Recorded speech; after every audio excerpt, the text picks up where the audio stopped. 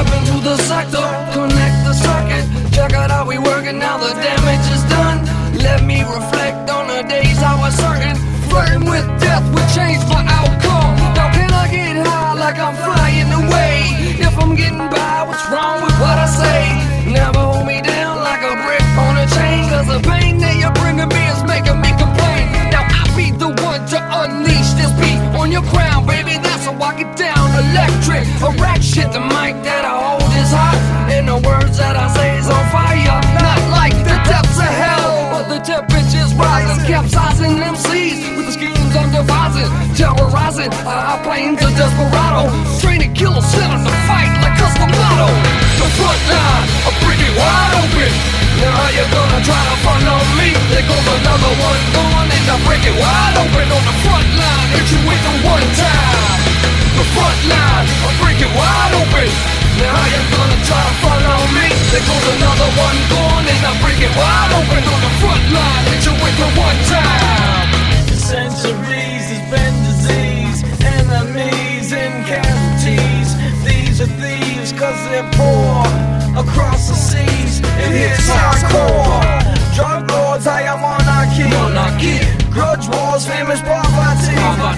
Anarchy results in revolt. A thunderous crash, a lightning bolt. Strikes, spotlights, master my Coleman. Ultimate fights, ancient Greco-Roman. Wrestler, warrior, shut your mouth, soldier. 2 points to south, nights are getting colder. Hold your position and catch them by surprise. When you see the whites of their eyes, Until they see the whites of their eyes. when you see the whites of their eyes. The front line, I break it wide open. Now how you gonna try to front on me? There goes another one going, and I break it wide open on the front line. Hit you with the one time. The front line, I break it wide open. Now how you gonna try to front on me? There goes another one going, and I break it wide open on the front line. Hit you with the one time. Front line. The front line, I break it wide open. Front line. The front line, I break it wide open. Front line, I break it wide open.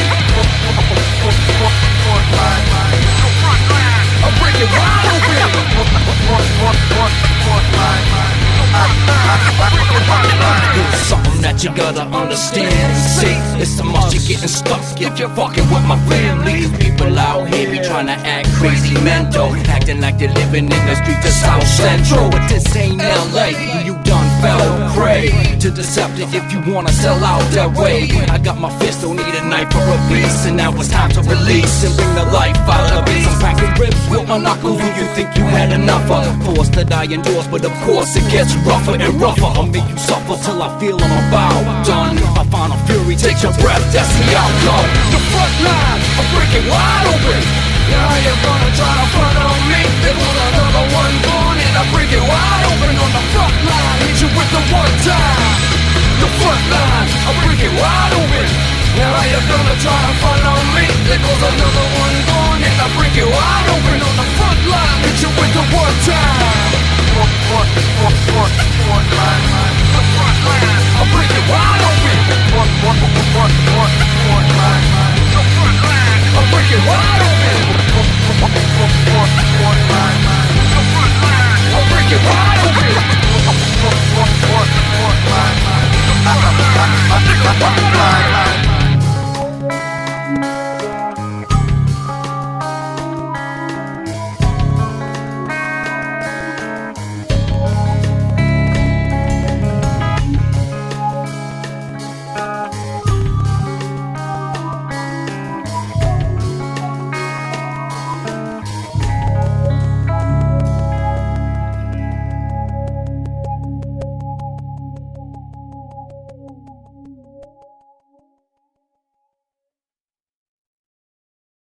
That don't mean the guy behind me isn't filming it, that I don't see.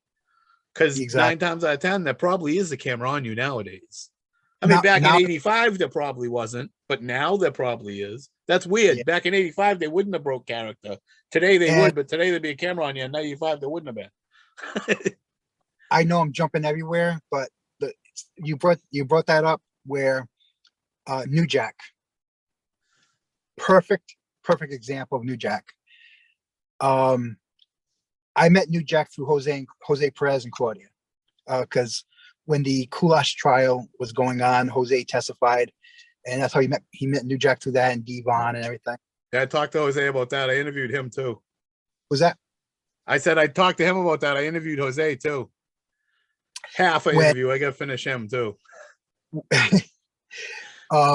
when Jose introduced me to New Jack? It was a pay-per-view the day before Easter, I think it was, or the day after Easter, 2000. And we went down for this show, the pay-per-view and stuff, and introduced me to New Jack, and New Jack's cool, And then we go up to the room and we're sitting there talking to him. And I swear to God, it's like talking to someone that you've known for years. Very, very professional, perfect gentleman. So when Primal stopped, there's a lot to talk about Primal, but when Primal used New Jack one night, I'm not sure if it was Webster, Mass, but before the show, me and Kevin Charisma, who's Jose's brother-in-law, and Jack was like, I'm hungry. Do you know any places? Well, we found a nice Italian restaurant across the street. And I say nice, crystal glasses, nice plates, fancy. I'm like, but Jack's just pretty, appropriate for it, but we're not. But we go in and everything. We're just sitting there talking, eating some food. And Jack is just telling stories, talking like a normal human being. And this guy comes over, and the waitress comes over, and he says, "Excuse me, are you New Jack?" And New Jack is kind of, I think Jose's better at explaining this. New Jack is kind of funny, and he goes, "Maybe, why is she asking? Is there a cop looking for him?" And he's like, "Maybe." And she says, "Well, there's a gentleman in the other room who's here eating with his son, and they're going to a wrestling show tonight." And his son said, "Dad, that's New Jack." And the father's like, "No, that's not New Jack. He might look like New Jack, but that's not New Jack." So I told him I'd come over and ask. And once New Jack found out that there was a young fan with the Gangsters t-shirt from ECW, and the kid had to be about 10 years old, Jack got up, went over to him, took pictures, gave autographs, joked around with him and everything. And that's not a side of New Jack that anybody sees. Right. When they show the Dark Side of Wrestling, and he's talking about cocaine and this, that, the other drugs, that's New Jack. That's not Jerome. That's Right. You got Stubby C. Stein and you got Donald DeLuca. Two In different a people. way, I don't think New Jack likes people to see that side of him a lot of times. Don't like the fans to see that side. He wants you to see it and me to see it and Jose to see it, but he don't want the public to necessarily see that too much. When New Jack came down for a show, he stayed at Jose's house. He made oxtail, and I got invited to the Pretty house. Boy was telling me about this. Oh my God, this man can cook. He said, "You want me to cook? You don't think I can cook? I'll cook for you." Yep. Pretty Boy, his wife Sandy, I think Kevin Charisma, his wife. And I remember New Jack was playing video games with Jose's son Ricky, and Ricky had to be about 10 years old at this time. And they were playing a Madden NFL game, and Ricky beats New Jack. And Ricky's like, busting his chops, like, "Yo, I just kicked your ass." And New Jack just looks at him and goes, "Go away." But Who was it? I think it was it Pretty Boy? Or maybe it was Jose. It was one of them said when I asked them what their memories of New Jack was, they were like, "To be honest, it was how good he was with my kids." And that's what I remember most about him. When you would see New Jack with Jose's kids and stuff, he was like a little kid. When he's playing video games with Ricky, a 10-year-old kid, and Jack's like, "Oh, you're gonna get it now," and he's like, it was like watching a little kid have fun. We did a show. This was definitely Webster, Mass, and I drove Jack there, and I'm thinking I know what Jack likes. Jack likes funk music. He likes George oh Clinton? Jesus. Yes. Booty Collins, George Clinton. So I had a box of DVDs with me, and I try to get stuff that I thought he'd rap, like stuff that I Dre, think he would. Snoop, Tupac, yeah. Yes. And I said, hey Jack, I said, I got some DVDs in the box, help yourself, whatever. He goes, and he's going through the DVDs. He goes, oh, it's pretty good. George Clinton, oh, it's good. Yeah, I've heard this a million times. But you got anything else? I'm like, I got some of the glove compartment. And he goes, Marvin fucking Gaye. Yes. Yeah. So we listened to the best of Marvin Gaye, and he's like singing along and everything. And I'm laughing my ass off. Well, later that night, he was hungry. He wanted chicken wings. And there was only one place in Providence, things like Wings to Go or Wings and Company. They're open till like 2:00 in the morning. And this is like a college town, college area. So we go to this place, and he orders his wings and everything like that. And Jose and Claudia join us.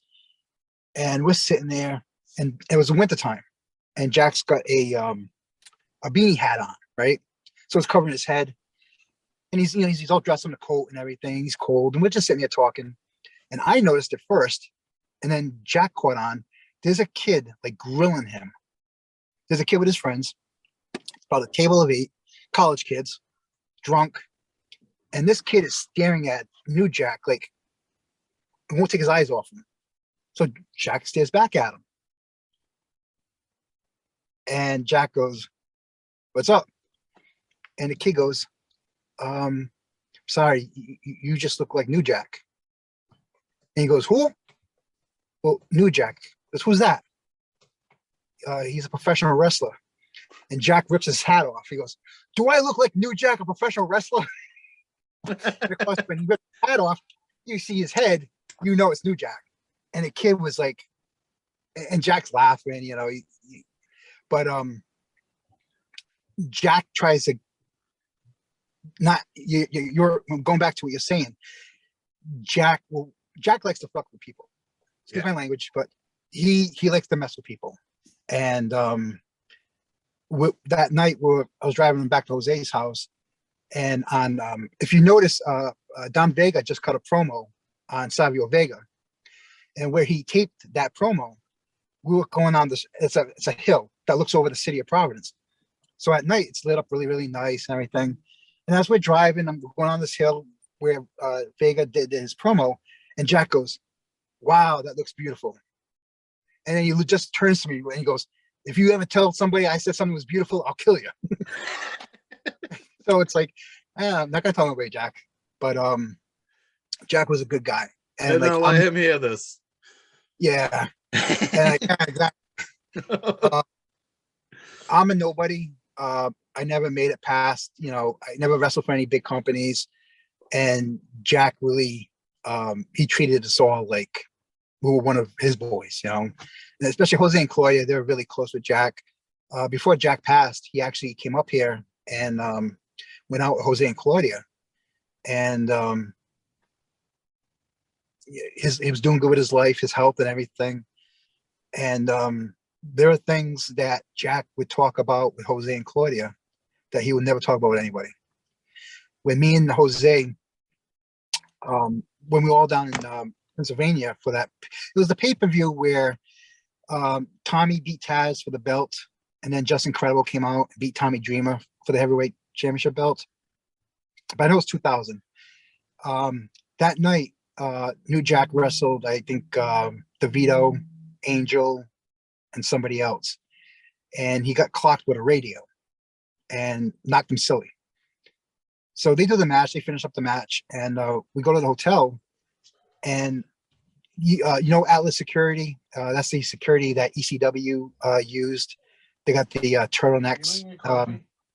So we go to the hotel room with New Jack, and he actually asked Atlas Security to leave the room. And he just sat down and broke down with me and Jose.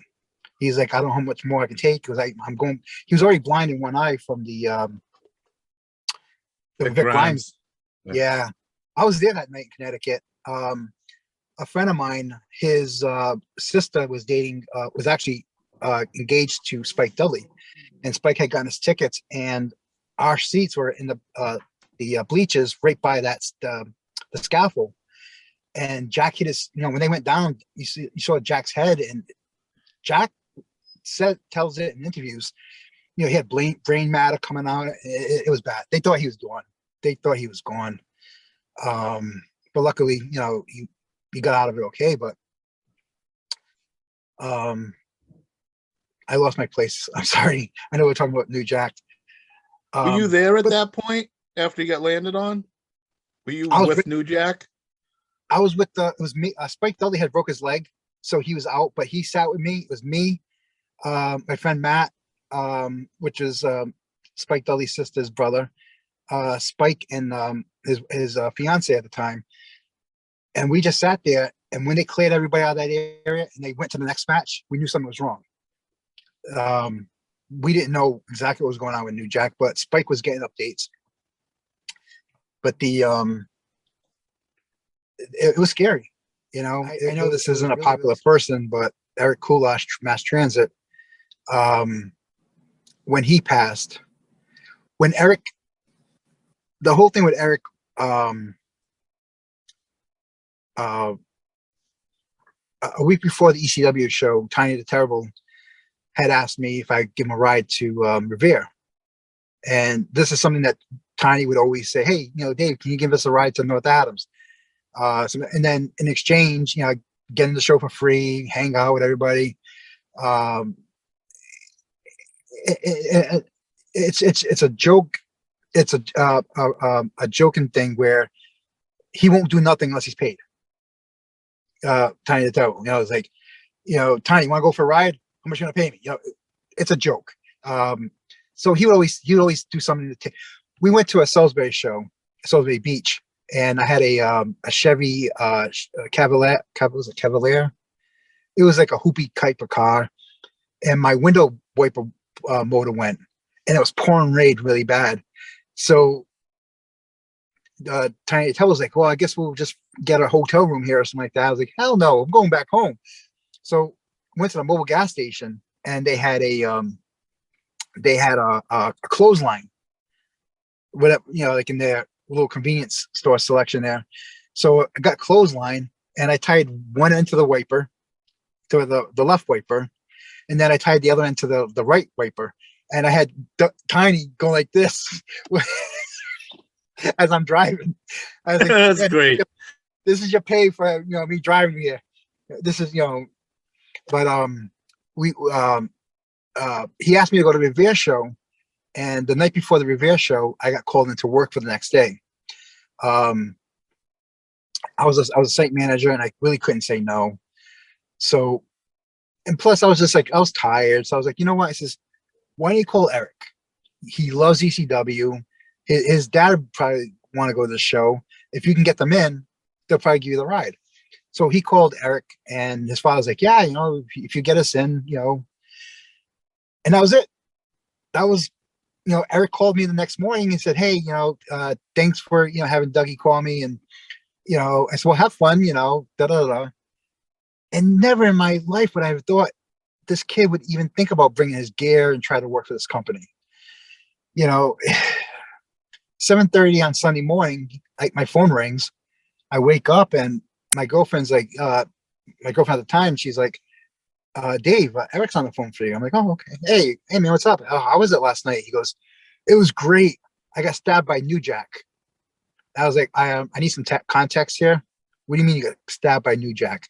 I wrestled New Jack. I'm like, Eric, don't bullshit me. Come on, man. He goes, no, somebody didn't show up, and I tagged with this guy, Devon. And I didn't know who Devon was at the time. I'm like, who? And he goes, Devon, and we wrestled the Gangsters. And I'm thinking he's pulling my leg. He's pulling my leg. And I was like, well, what do you mean he stabbed you? Yeah, he cut me. And this kid's like telling me like he's all proud and excited about this. Next thing I know, now I'm listening like, okay, he's busting my chops, And then his father starts screaming at him in the background. And he's like, Dave, I'll call you after. I got to go. And he hangs up the phone. About an hour later, he calls me. I'm like, Eric, what was that about? He says, my father doesn't want me talking to anybody in wrestling anymore. I'm like, why? Because I got stabbed by New Jack. I'm like, explain to me what happened. And he explained to me everything. And I said, Eric, you screwed up. You know, he told me he was laughing about Taz telling him 3 times.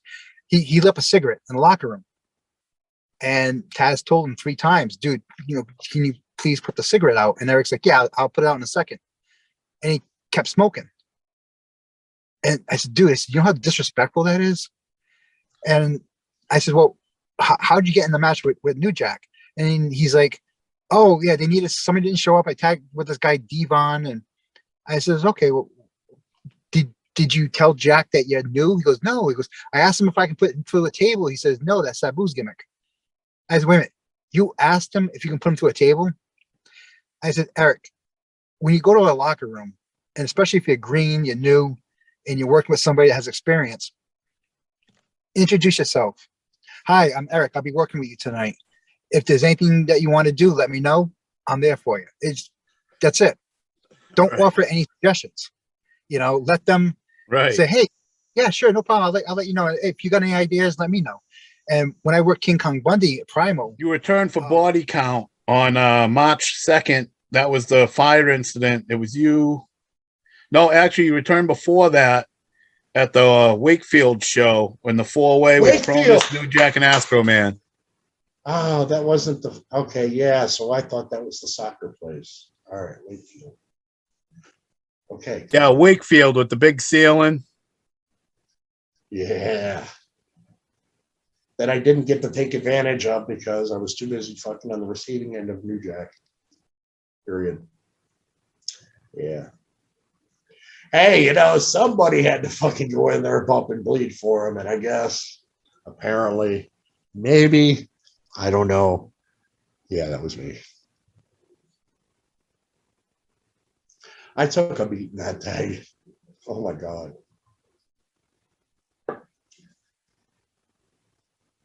So there's got to be some good stories with this show. I know this was the anniversary show. They had kegs backstage. We had Tommy Dreamer. We had New Jack. We had Balls Mahoney. We had, everybody was on this show. A Scarecrow took that big chair shot. I mean, a lot happened on this show. What, any memories backstage, in the ring, anything on this show? Oh, yeah. Oh, God, the pictures. Fuck. Me and Balls had Cassie Strader on us. We had our faces buried in her tits. There's pictures all over. Well, maybe not all over, but I think I have one. I think I have one of this. Me and Balls, one on each side. So I don't remember a whole lot. I was kind of drunk that night. Yeah, I was really fucking drunk. Oh, I remember that was the most blood that anybody had ever fucking seen there. Yeah, I remember that because I had the full face. There was blood, and it was all mine pretty much. Oh, no, there was some from Cronus and Astro. Astro started bleeding before anybody hit him. Astro was already like, it's a die. Oh, fuck. I think the feds showed up looking for New Jack and everything. I heard a lot of crazy stuff about that show. I think everybody was drunk. Yeah, no, the feds did show up looking for New Jack. And somebody told them that he was on a different show in another town. And by the time the main event came, fucking all of us were hustled out the door. So I remember that after the show. Yeah. Yeah, I remember Jack got in the car with Jose and went back to fucking Providence right away. Meanwhile, I think that was the night me, Cronus, his wife, and no, that wasn't that night. Nah.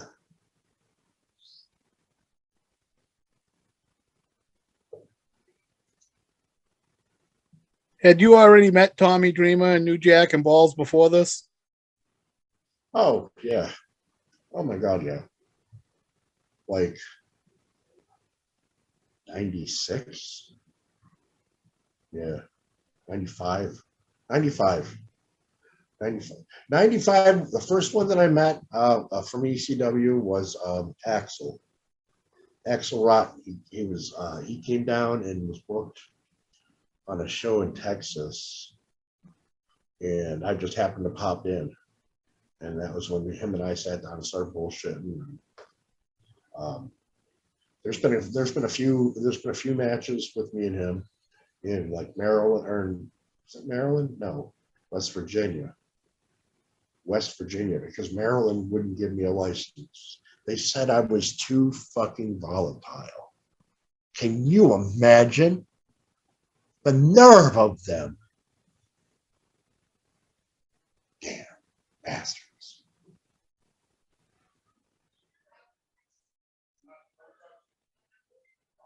You got a New Jack story for me? Just out of the blue, a New Jack story. A New Jack story for you? Oh God, I got a lot of New Jack stories. It don't have to be a bad one. It could be a funny one. It could be a good one. It could be just anything. Something about New Jack. All right. Well, I'm going to tell you, if you ever heard that the man can cook, and I don't mean like in the ring, I mean at a stove. The man could cook. He could really cook. We were at a show one night and we got out to eat, and he's like, "Oh, this is awful. You know, I'm going to cook you all dinner one night." You know, I'm like, "All right, Jack, you're going to cook me fucking dinner. Sure you are." He's like, "Oh, what do you think? I'm bullshit?" I said, well, you know, yeah. All right. Fuck you, John. Tomorrow we're going out and get some shit and we're going to cook. I said, "I ain't cooking nothing." He said, "Well, I'm going to cook." I said, "Okay." So next morning, you know, we go out, we go to the store, we pick up some oxtail. And I asked him, going in there, "What are you cooking?" "Oh, you're going to see. Well, no. Well, I want to know what I'm going to eat. What are you cooking?" "All right." We get to the counter. "Hey, give me some oxtail." Got some oxtail. All right. We get back to the house. We're at Jose's, I believe. And he's in there cooking. He said, "Everybody get out of here. I'm going to do my thing." All right. So we're out there. We'll watch some TV. I think it was Sunday night. I think there was a pay-per-view on WWE. And he's in there cooking. And he was like, "All right, it's done." And we're talking a lot of shit, man, in the middle of him cooking. You know, he's in there cooking. We're talking shit. This motherfucker cooking. He ain't cooking. Come on. So we go in there. We get our plates. We come back out. And he's in the kitchen. He's eating his stuff in the kitchen. And he was like, "You know what? Before this shit was done, I heard a lot of motherfuckers talking shit." He said, "But now all I hear is slapping lips." The man could cook. The man was good behind the stove, man. He really was. He could cook. And you know, Jack was a hell of a dude. I mean, a lot of people got, you know, a lot of different things to say about Jack, how they perceive Jack. I love the man, you know. And I'll tell you, and it's not like, oh, it's New Jack, whatever. Fuck that. I was on the fence 50-50 when I first met the dude. You know what I mean? It could go either way. I could either not like this motherfucker, or I think he's the coolest thing on fucking earth. And I think I was leaning towards the fact that, you know, I think he's an arrogant dude, man. And and we're at a show, and we got there early, and he was like, "All right," and he was looking at shit that he could jump off of, and he was like, "Hey, let's go grab a drink." And I was like, "All right." We went and grabbed a drink.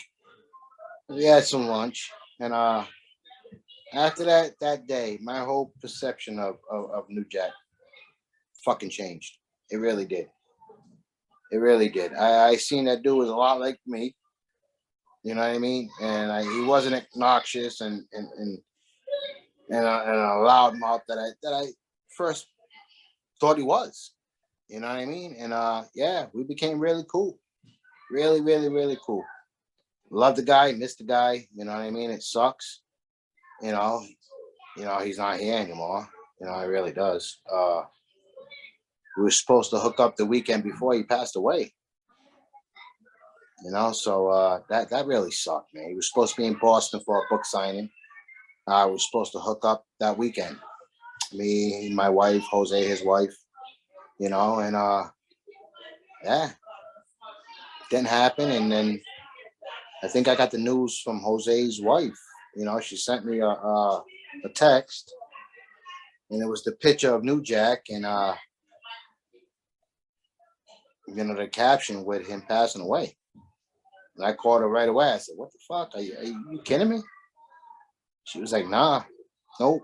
So first thing I do when I hear shit like that is I hop TMZ, man, and you know, because they got all the shit, and it was on there. It was on there, man. I was blown away. Spent a lot of time with the dude, you know, and he was cool with me, cool with my family, loved my kids, you know, always nice to me, my family, my kids, and yeah, it really sucked. Yeah, I get that from a lot of people. He was a good dude. If you were good to him, he was good to you. You know, I they did the Dark Side of the Ring thing with him, and I remember Jim Cornette saying, you know, they asked him, you know, what's the difference? What kind of difference is it between Jerome Young and New Jack? Now I'm going to tell you the same shit he said, man. I don't think I met Jerome Young, but I sure as hell met New Jack. All right, and I loved the motherfucker. I really did. Really did. He was a cool dude, man. He really was. You know what I mean? Spent some time with. Spent a lot of time with. He was at my house, his house. You know. Yeah, it really sucked, man. It really did. Yeah, I was pretty shocked when I heard the news. I didn't know him that well. I'd met him a few times, but I was pretty shocked when I heard it. Yeah, I had a lot of good times with him. You know, it was. Then we're out at a Olive Garden or some shit. You know, one of them restaurants. You know, TGI Fridays or some shit. One of them fucking places. And we're sitting there, we're having a meal, you know, we're having a good time, we're having some fucking laughs. It was me, my wife, Jose, his wife, Jack, and Gino, gorgeous Gino Giovanni. And we're out there and we're having a good time, you know. And the bill comes over, you know, all right, cool. Bill's here, whatever. And when the waitress, when she took the fucking bill out of her pocket, a fucking quarter come flying out of her bill, out of the folder, landing in my beer. Right? Everybody knows I love my beer. All right. So I said, yo, hey, you know, the quarter just landed in my beer. You know, get a new beer, please? Yeah, all right. She comes back in a new beer. It was the same fucking cup with the same amount of fucking beer in it. This broad went back there and fished out the quarter out of my fucking beer and brought it back to me, man. I said, you gotta, are you fucking kidding me? Yeah, look, it's the same amount of beer, same glass. And Jack lost his shit. Jack lost his shit at that point, man. He just about had it. He was like, fuck that. Because she was giving me a hard time about the beer. Like, bring me another fucking beer. I'm paying for this beer. You just ruined my beer. He lost his shit. No, you know, nevertheless, the manager came out and then got I got a free beer out of the deal. Well, not a free beer, but I got my beer back. And but yeah, man, that's how Jack was. Jack, like you said, he ran out there, looked out for Sandman. Jack, that's what Jack does for his friends. He looks out for his people. He always did, man. You know, as far as I knew him. Even if it wasn't the same beer and she filled another one, she filled it to the same spot. Like she didn't even give you a full filled beer. It to the same fucking spot. Can you believe that? Come on, man. I'm enjoying my beer. That's my last sip of beer. We're getting ready to get the fuck out of here. You just ruined it on me. I want a new beer. Yeah, that's pretty fucked up. Should be like, I'm sorry. Here's a full one. Hey, I'm sorry. Yeah, I'm sorry. Compliments of the house. My apologies. You know what I mean? And she looked at it, go right in the fucking cup, missed the whole table right in the cup. And she went on with business like nothing happened, man. And I'm like, hey, you just threw a fucking quarter like it was a wishing fountain. You threw a quarter in my beer.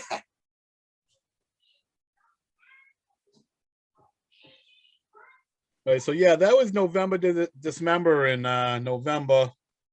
That was a show with Sandman. He got really shit faced, I guess. Yeah, we're in the back, man. I'll tell you, right? We're in the back, and I'm like I said, they loosen the reins there. You know what I mean? So I'm getting pretty well done myself. And I'm popping a couple of Vicodins here, you know. At this time, I'm feeling some pain. You know, it's a few years into my career, and I'm feeling a little bit of pain. Not that it's an excuse, but I'm popping some Vikes. The Sandman looks over at me and says, "Pretty well, what are you popping over there?" I said, "A couple of Vicodin." He said, "Ah, fuck that, man. Here, take a couple of these. Here, take one. It's the equivalent of 6 of them." I said, nah, man, I'm good, brother. You do your thing. I'm good." But yeah, he was feeling pretty good that show. Yeah, didn't Jack have to run in and help hold him up on the ropes and stuff? Wasn't that like a audit that he ran in and did that? Yeah, Jack was there that night. Yeah, yep, that happened. Yep, Sandman was feeling good, you know, and it's kind of weird because I seen Sandman. I was at an ECW pay-per-view. It was in the Hammerstein Ballroom. And you know, I was there with Jack. And this dude, man, he came in feeling good. Talking about Sandman.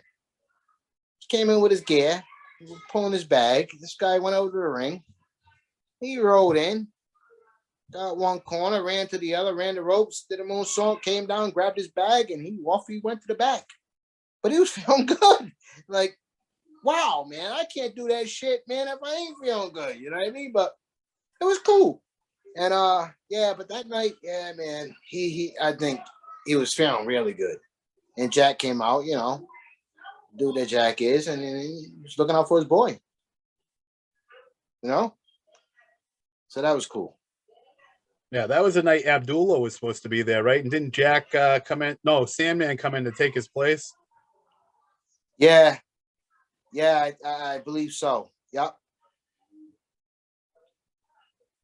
I remember all the ads. Abdul the Butcher, the only New England appearance of Abdul the Butcher. Yeah, Abby was supposed to be there and he couldn't make it. I think he was having some kind of health problems, maybe. He couldn't make it at the time. So yeah. And it worked out right because I don't want to say right because it's kind of fucked up. But we really got, you know, nothing with these guys because of the new Jack Max Transit incident. You know, and that's when we really started, you know, being around these guys a lot. You know, Jose had to go to testify. And yeah, he was the first one to bring Jack around. You know what I mean? And yeah, it just all fell into place, man. Got Jack, came down, and came up, and in return, he was talking about, hey, he's telling these guys, yeah, listen, Sandman, man, I got, you know, this place up north, you know, they pay good, and you know, they got some good workers, and Sandman came up, and Tommy came up, Balls came up, you know, we had a lot of them guys coming up. Little Guido came up, you know, we had a lot of them guys coming to do some fucking shows, man, and it was cool as shit, you know, and I enjoyed my time there, man. Finally, I really did because we had a lot of fun. We had a lot of them guys coming out, and a lot of guys got to know guys like that. You know what I mean? And they got close with guys like that and formed relationships, formed bonds, and it was cool. Yeah, it was the right timing because ECW was just closing down. You know, they weren't having shows, so them guys are looking for bookings. Yeah. And because around the mass transit incident is that, you know, shortly after that is when shit started going south for ECW. You know what I mean? And I mean, it sucks, but you know, shit like that happens. But what are you gonna do? You know what I mean? Yeah. They're helping out. They're doing good. They're doing gear. They're doing merch. You know, they're selling merch, and that's when, you know, we had some marshals. You know, coming looking for Jack. You know what I mean? They were coming looking for Jack that night. You know, and that was kind of tight. That was a little edgy. You know,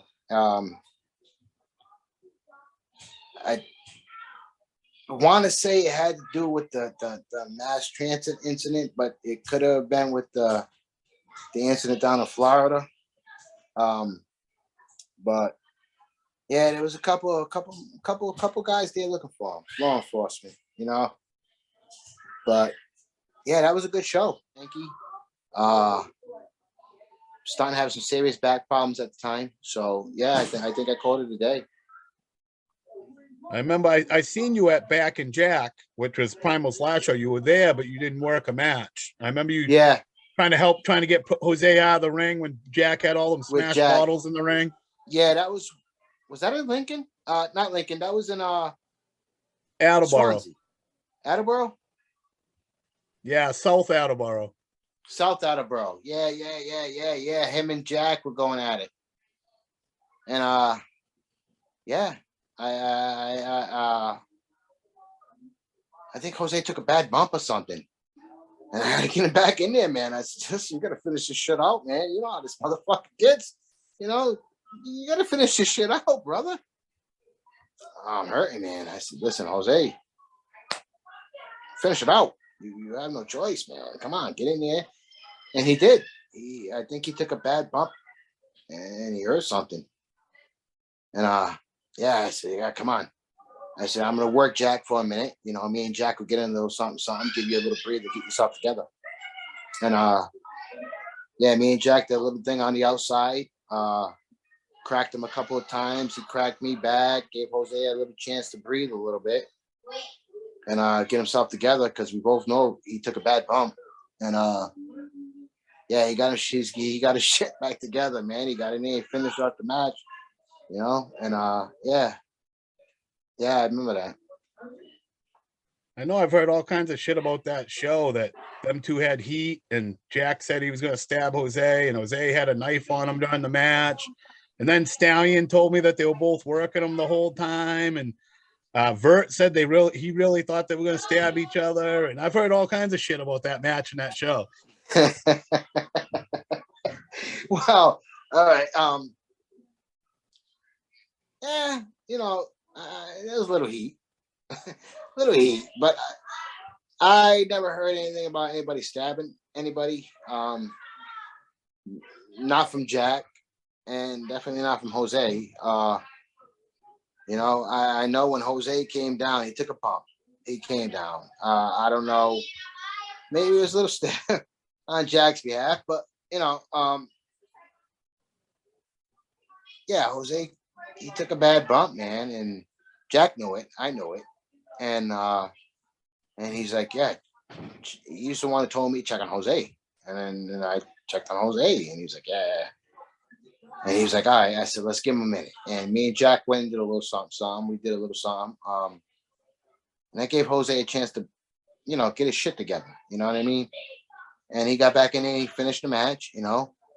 And I think Jack was a little pissed off at the fact that, you know, Jose was just, you know, it was like he was just going to call the match and he was going to leave. But, you know, they had words upstairs about it. But, you know, in the end result is Jose finished the fucking match with him, hurt. And, yeah, I mean, we went on doing what we did. You know what I mean? Yeah. There was some heat. I'm not gonna tell you there wasn't. There was a little fucking heat going on at the time. I didn't know, you know, I didn't know what was going on. I didn't ask. You know, I felt as though, you know, let your nuts hang and knock it off. You know what I mean? You know, we're out here to do a fucking job and get the fucking job done, both of you. So stop it. You know, we're cool. We've been all cool, you know, for a while. You know, it's going on like 5, 6, 7 years now since we know Jack, and maybe a little longer. And, you know, knock the shit off.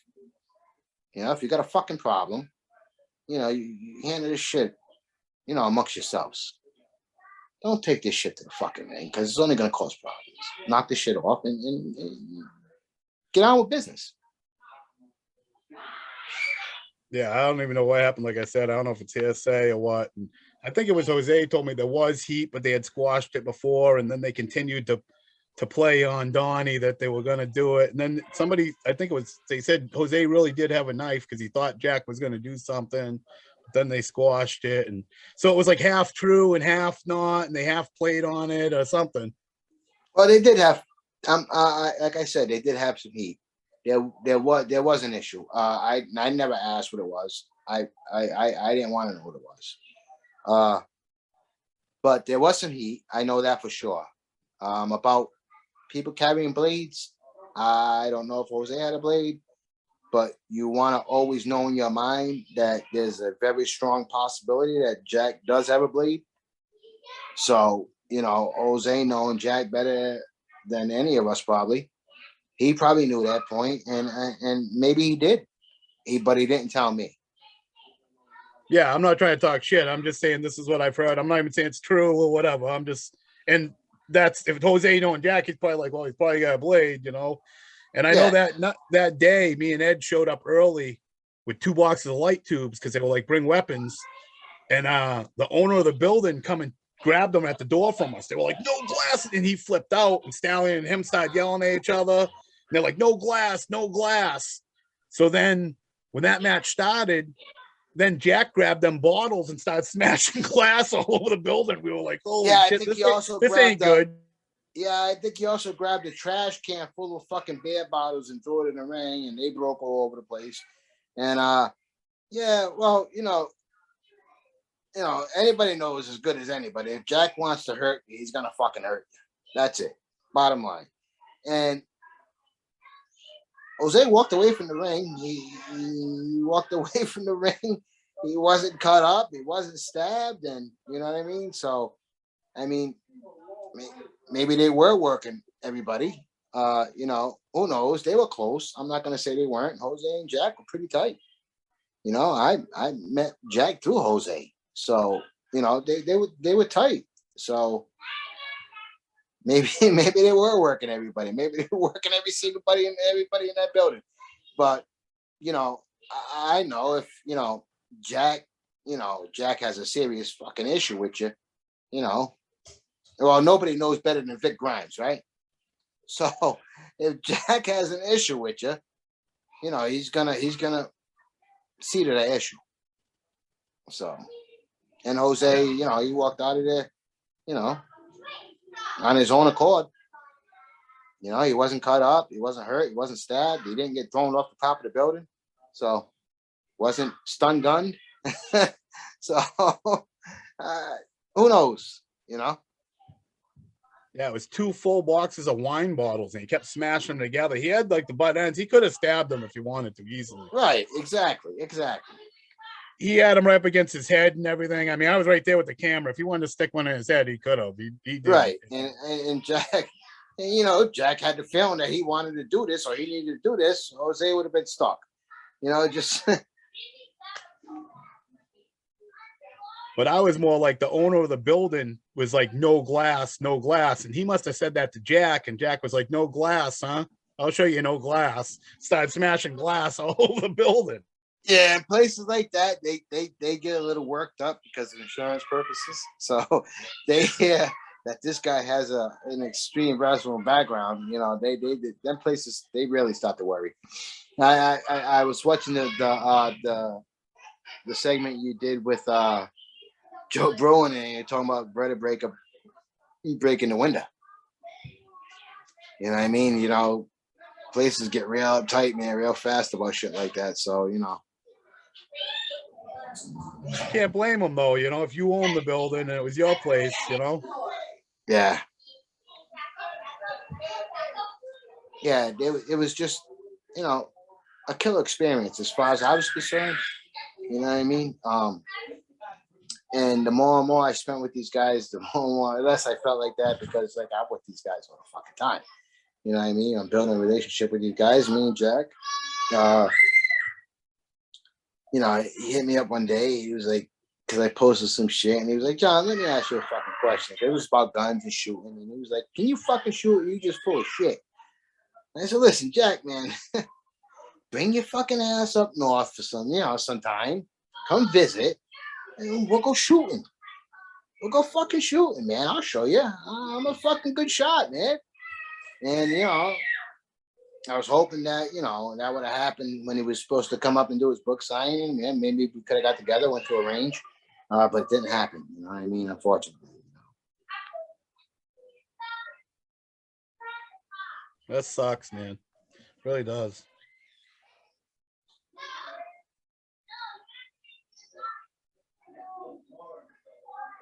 So was there a reason you didn't? I know that back in Jack's show that we were just talking about, I know Jack was pissed when he left because I was outside smoking a cigarette and he was with Cassie or whatever. And I was outside smoking a cigarette and he come walking out with her. And I was going to ask him for a promo and he was drinking a 40. And I'm like, oh, I pulled my cigarette, I grabbed my camera. I went to ask him. He's like, fucking motherfucking honky, motherfucking white mother. He hucked this fucking 40 and just fucking missed me, smashed on the wall next to me. I'm like, he wasn't talking to me. He was just saying it, overall. I'm like, oh, I guess I won't ask him for a promo. Yeah. Fucking Jack. But yeah, I mean, I think he was a little perturbed about the fact that Jose took the bump, got hurt, and he was just gonna call it a match because I fear Jose. It was a nasty bump. You don't know if you continue or you're gonna be able to walk out the fucking ring. Jack, he's balls to the wall, man. I'm just look, I'm gonna do this fucking jump up this 40-foot scaffold, and I don't care what anybody says. I'm gonna do it. When I get up there, I know I'm gonna do it, and when it's time to do it, I do it. I think Jose really fucking hurt himself, man, and it was kind of a reality check to his body, and I think Jack got a little upset with it. And I went upstairs, afterwards, and they had a couple words. They were having some words, but at the end, it all got smoothed out. Jack stepped back and he thought about it, and I'm doing what I'm doing because I'm on pay-per-view. I'm making good money, and I'm on the contract. You know what I mean? So I think he took a step back and he thought about it for a minute. He's like, all right. They chilled the fuck out. That's how I perceived it when I got upstairs. You know what I mean? So, yeah, he was upset. It was definitely a wrong time to ask him for a promo, though. A white, long-haired, redneck-looking dude like me. I was like, yeah, well, I'll wait. maybe, who, but yeah, I think by time, because I had to take off. So I went upstairs and I talked to Jose, and then I went and talked to Jack, and he was all right. So yeah, and and this says a lot because the last time I spoke to Jack, it was on FaceTime. It was back in April maybe. Him and Jose were together, And I talked to him on FaceTime, Jose was like, hey, I got somebody who wants to fucking talk to you. And I was like, all right. And he gets on the phone. He's like, oh, John, what's up, motherfucker? And I'm like, oh, shit, look at this guy. Look at this ugly fucking face here I'm looking at. Yeah, we were cool like that. But, yeah, that was the last time I talked to him. And when I talked to him and Jose were together. So. Any memories or story about New Jack?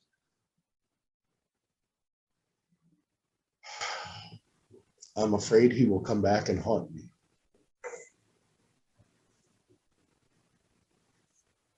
That's how Tiny, after all that shit he said on the text, he's like, what the fuck do you leave it? Hail New Jack. That's how he ended it.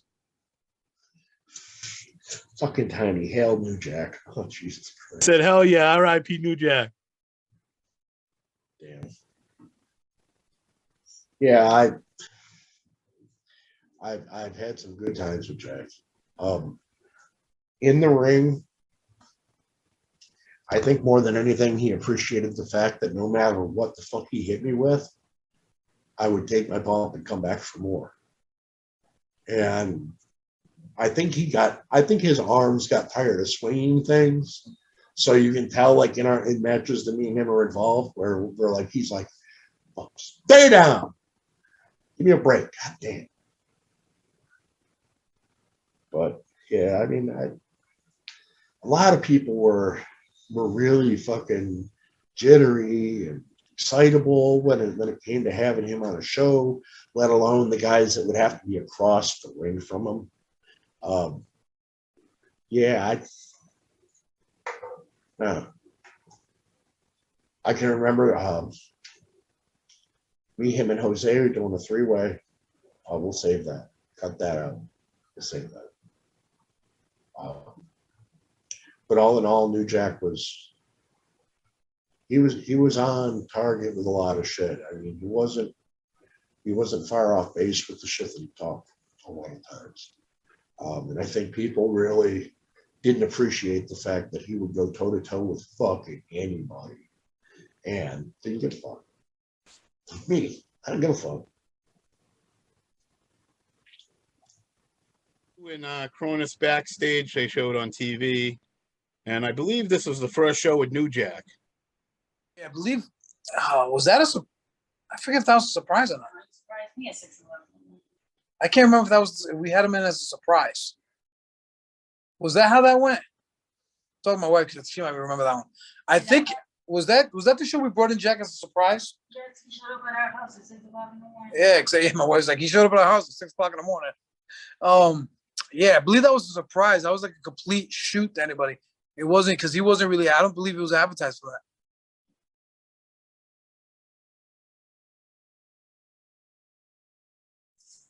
Any other memories other than him showing at your house at 6 o'clock in the morning? Was that your first time meeting New Jack? Did you know him before that? No, I knew Jack. Let's go this route. I'll tell you this story how I met Jack. We'll leave it there, and then we'll continue the rest of this at another time. Is that cool? Yeah, that's fine, Jose. All right, so I wrestled for a few years, and everybody knows about the infamous mass transit incident. Yeah, of course. So I actually testified in that trial. So what happened was the events were basically I would have been at that event that night, but I couldn't go. So we all know that that Eric Kulash went up there with the midgets, and what happened. I got called in as a character witness for the defense of New Jack because they were pretty much saying how this kid, he was saying how he had no idea of wrestling, that he was only, that he only was very limited. He didn't know anything about ECW, which is all false because he used to sit in our office back in Rhode Island. That's all they ever watched was ECW. So I had got called in. It was funny because I got called by the lawyer and I was like, all right, who's ripping me? This is a joke, right? And I was like, no, this is real. This is such and such. So I got the call to go to Boston, and I come walking in, and Eric Kulash sees me and turns pale white and runs off.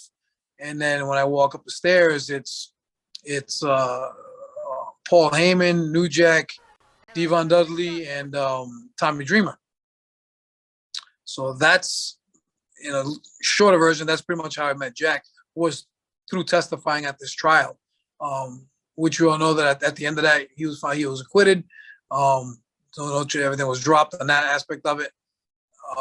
But we ended up remaining being friends after that.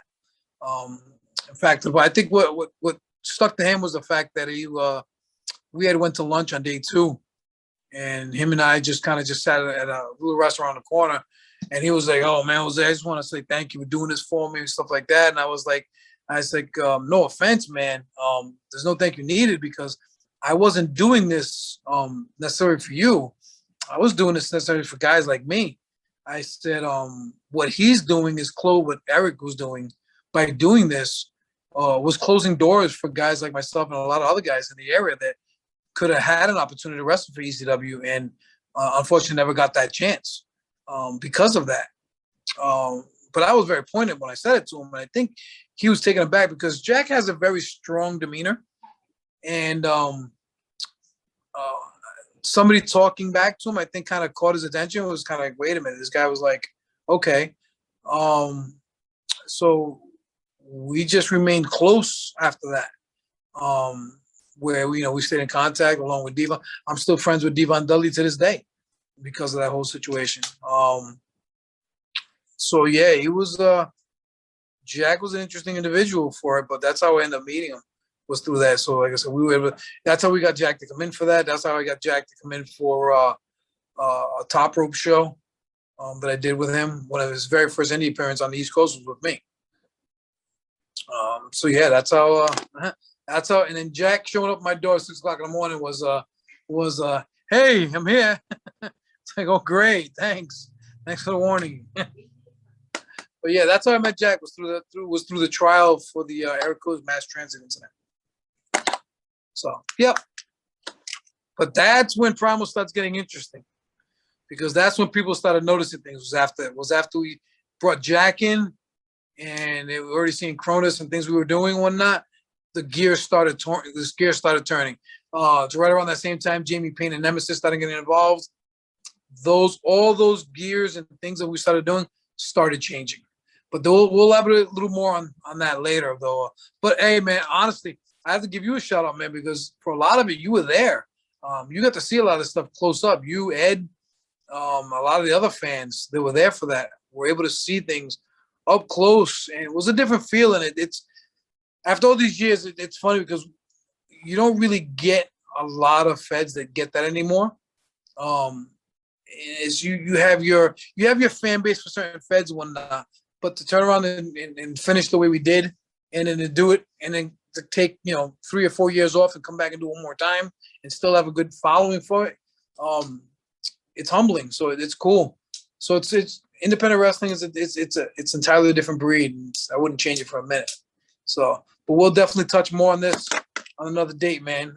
I gotta run. My lovely wife has just shown up, and we need to talk. I think with New Jack, you earn his respect when you stand up and say what you really mean. You don't just yes man. I think a lot of people yes him, and when you say no, this is what I did, that earns his respect. Exactly. I'm sorry. And when you yell it. My wife's like, when you yell at him. My wife had a special thing for Jack where Jack would flex his muscles and my wife would deflate him. Yeah, but I think he likes that with people. He don't like when you back down from him. Yeah, I think what happens is I think a lot of people looked at him was scared of him to a certain extent. I'm sure I'm not the only person that was like that with him, but I'm sure a lot of people would think that because Jack's a light bulb. He's on or off. He can flip. He'll flip on you in a heartbeat.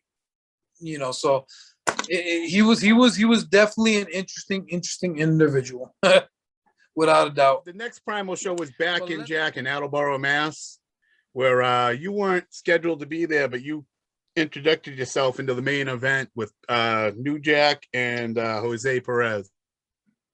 Well, actually, the thing with that was, Stallion has an idea and we have to go through with it. And it was an all right idea. I don't think we put enough into it in the beginning of the match. So the match starts with Jose gets introduced, walks in the ring, gets in, and right before they do another introduction, I bum rush the fucking ring from the front row. Weren't you sitting next to me? Yeah, you were sitting right beside me when you jumped in the ring. I was between you and Ed, wasn't I? Yeah, you were. Right. And what even makes that better is you did a promo for me before the show, if you remember out front, where you did whether I did the in and out with the boss's wife, or I have that on video. Oh, fucking A. That is awesome. I can't wait to see this shit. Oh my God. Which nobody's ever seen that. Only I have that on video. Oh, that is gold. Put that on pay-per-view. That's more money. So, yeah, so the contract had my name on it. So it was all legal and it was signed and it was executed. Yeah. So my whole Um, my whole take on that match was wine bottles are not your friend. Not when they're broken. Not when New Jack's in the ring with you with those. No. It's like being in shark infested waters with a bunch of fucking bloody ass fucking tuna hanging off you. It's just not something I recommend. Yeah. I could have come out of there a lot fucking worse than I did. But it didn't turn into a fight for my life because Jack works with me. We're cool like that. Well, rest of the soul, yeah, we were. It would have been sweet if they tied in, if you came in and said, actually, I'm the owner of Primal because I won it in the first show. And I signed a contract saying I'm in this match. Da, da, da, da.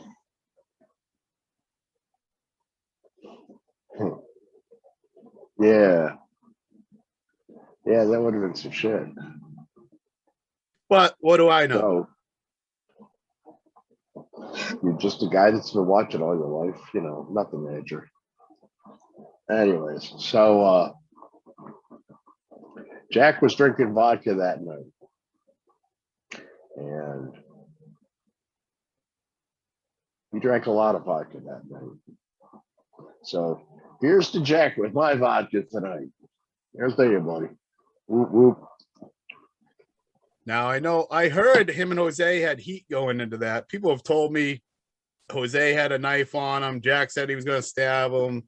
Then I heard they were working Stallion the whole time. And I also heard, I know for a fact, me and Ed showed up with boxes of light tubes at the door. And the owner of the building come and ripped them out of our hands and said, no glass in the building, no glass. Yeah. I guess Jack heard that and got pissed off. And that's why we ended up with the wine bottles. Yeah.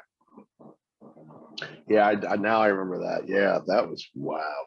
Because I remember he came out and he had 2 boxes and he just chucked them into the ring. And the next thing I know, there's fucking glass everywhere. And he's just standing there with 2 bottles, breaking them, laughing and fucking smiling at me. And I'm going, oh yeah, here we go. This is gonna be fun. Nice. So yeah, I liked working with Jose. Jose is my kind of worker. He lays it in. I like that shit. Always appreciated Jose. Jack, I knew going into this that there was nothing that was going to be normal. There was nothing that was going to be under, borderline legal. So yeah, there's that. You just never know what to expect when you get in the ring with him. I mean, he's a ribber, so he could be laughing with you in the locker room, be pissed off as hell on the inside, and let it out when he gets out to that ring. So you just never know.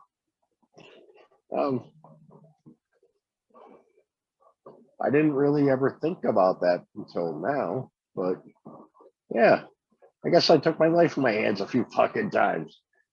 Whatever. Could have been worse. Now, did you know what think that at least he didn't have a heat? toaster? Oh, so I kind of remember Donnie saying something to me about he wants me in there just in case things go wrong or something. Something along those lines. I really want you in this match or some shit. I can't fucking remember what he said.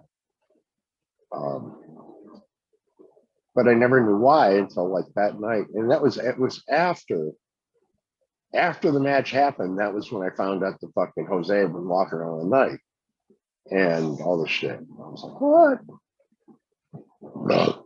So there's that. Then I interviewed Pretty Boy and he said Jose hurt his back pretty bad towards the end of that match and had to like rough it through the end of it or something. I don't know. I remember, didn't Jack throw a chair at a fucking Hugo? Yeah, he did in the crowd. Yeah. Didn't he hit somebody in the crowd or some shit? There was something. Oh, something happened. I can't remember what the fuck it was now. Zeba, a fan went after Zeba, threw a chair at him in the ring in an earlier match. Oh, no shit. Oh, And I guess it was Pretty Boy's brother-in-law or something like that. What? Was it Z-Bar and Vert that night? No. Z-Bar. Who'd Z-Bar work with?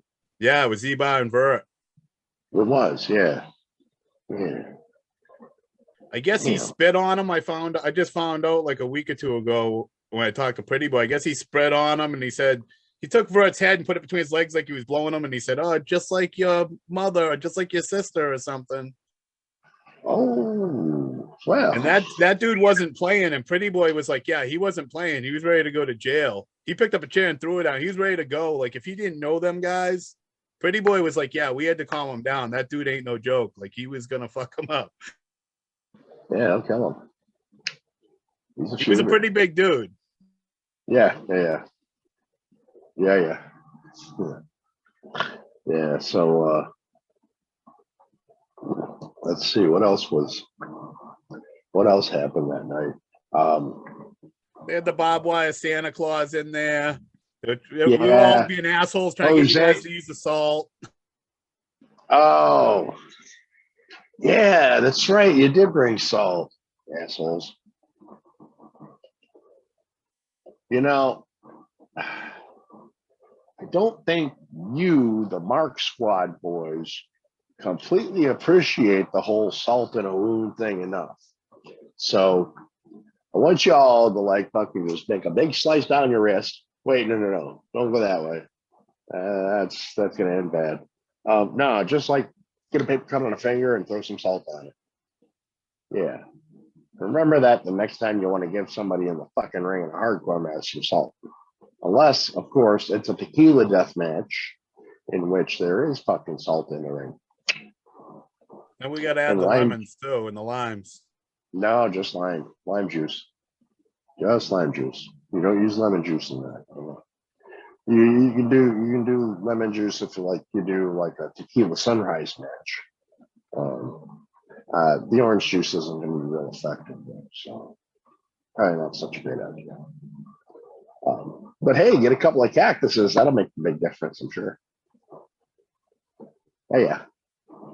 We weren't really the box one. I think it was more just we always tried to bring different stuff to keep it exciting and different, to do something different. Yeah, didn't you guys bring a box fan once with the fucking blades replaced with cardboard? And fucking thumbtacks in the cardboard? I don't remember that one, but it's possible. Oh, no, that was ACW. That was ACW. So there's the Mark Squad in New England, and then down in New Jersey, there's the fucking Jersey Boys. I wish I could have gotten the two fucking groups of you guys together, because you guys would have fucking clicked so fucking well. But they used to drive me to the fucking Jason Knight shows in Connecticut. And they'd have a fucking cigarette pack full of fucking joints rolled. And the one dude, we went for an overnight to West Virginia. We took like two van loads of us went. Each van load had a cigarette pack that was fucking loaded with joints. And this one dude didn't pack an overnight bag. His name's Jeremy. Oh my God. He didn't pack an overnight bag. Instead, he comes out of his house with a fucking sock in his hand. What the fuck? He gets in the van and I go, dude, what the fuck's with the sock? He goes, oh, it's my weed. And he pulls out an ounce of weed and fucking goes, yeah, look, see, I got weed. Right on, dude. You're gonna fucking smoke weed out of your sock. That's great. Nice. Fuck. Better than out of his ball bag, I guess. You got a fucking point. You got a fucking point there. Here's to his ball bag. Yeah, ECW, that, oh my gosh. I remember my first, I went to a show and I just remember watching New Jack, Balls Mahoney, everybody. And I was like, that's what I want to do. And I was like, I really want to do that. And then I remember I brought it up to my parents because God, early 20s. And they were like, yeah, you're going to finish college first. I was just like, but then it's too late, you know, and then because in your mind, you're like, well, life is over, you know, at that point. But I remember, yeah, that had been my dream. And then eventually, as we know, I mean, ECW was no more, you know, and then I just did a tribute to Balls Mahoney. I don't know if you see it on my page. And right now I'm working on, because in a couple weeks it's the anniversary of New Jack's death. Right now I'm working on a tribute to New Jack. oh, that's awesome. So if you have any memories or anything of New Jack, them would be appreciated, because I'm inserting them into the tributes. I don't know if you met New Jack or if you have any. I only met him once, and I don't think it was even at the ECW show. I feel like he came to one of the shows that we were at. Yeah, he was on a show with you, I believe. Yeah, and I remember meeting him. I don't remember where we were, but I remember meeting him and thinking he was going to be this, like, really just like his persona. I really thought, and don't get me wrong, he was crazy. He was crazy, but I remember like meeting him and just how shocked I was about, like, there were a few big names that would, and you know, that they would wrestle in these, like, you know, independent shows. And I was always impressed with the ones that would come into this locker room, right? And what stood out to me was when New Jack was one of them, he went around and shook everyone's hand. And then he got to me, who you could tell I was not, you know, I'm not like one of these, like, you know, like big wrestlers. And he still came up to me and said, oh, you know, oh, thank you for having me here, and shook my hand. I was like, that went a long way for me, because I hadn't gained a name in the independent circuit. It wasn't like everyone was like, oh, we need to get JD Jen into the show. It wasn't like that. So the fact that he still was respectful in that way, that went a really long way with me, because not everybody did that. Like, you know, there were certain ones that would, there was one in particular, I remember, handshake, got to me, skipped me, and shook the next person's hand. And I was like, okay. You know, if that's how you, you know, if that's how you feel, like, that's fine. But yeah, New Jack made it a point to shake my hand. That, to me, that was very respectful, in my opinion. He was brought in the old school and started out, you know, with Jim Cornette and stuff. So you're trained that way with the old timers like that. Yep. Yeah, no, I know. Probably has a lot to do with it. Actually, I think you were on 2 shows with him. You were on a couple shows with him. Oof, I wouldn't be surprised. He was crazy, but he was genuinely a nice guy. Yeah. From what I understand, he was like a light switch. If he respected you and you were good to him, he was good. But man, if you pissed him off or you did something wrong, he could change really quick, from my understanding. But a lot of people liked and respected him too. He got along with a lot of people too. And yeah, and that was the thing. I mean, I only ever saw like that respectful side of him. And as you know, same as you, I've heard the stories, you know what I mean, of New Jack. I think there was an episode of Dark Side of the Ring with New Jack, like, you know what I mean? Like, and I watched those, you know, and some of the stories they had, I was like, wow. But then some of them I had heard already, you know what I mean? So a lot of it, I was like, oh, I remember that. It was kind of like a reminder, because you know how, like, the stories go through, and everybody hears about the things that have happened, and you're like, oh my gosh, I remember that story.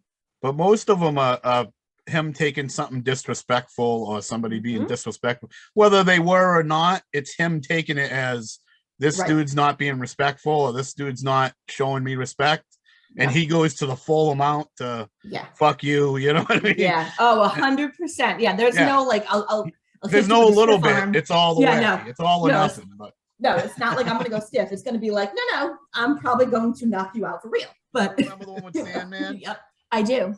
And he got really messed up and couldn't stand up. And yes, I do remember that. Yes. New Jack had to run to the ring and save him because he was standing up, holding up on the ropes. Yep. And I remember him backstage having to be picked up and carried to one of the benches. I do remember that. Yes. I guess after the show, New Jack collapsed and had to be like CPR'd. And Yep. Yes, I do remember that show. Wow. Oh my gosh, that's a blast from the past. Yep. I remember Sandman being a mess. I do remember. I didn't know that he had to be CPR, New Jack. I didn't know that. But That was like after remember everybody him. left, I guess. Okay, so I remember him. Then he had to have collapsed more than once because he collapsed. when I That was was New there. Jack. Yeah, that's New what I'm Jack talking had about. to be- Yeah. Oh, Yeah, okay. New Jack, he collapsed when we were still there, but he didn't need to be CPR. Like he got up, and I remember like New Jack being New Jack, like oh, I'm fine. I'm fine. Get off. Okay, so we gave him space, and like which I get. He doesn't want like attention, like you know what I mean. I get that.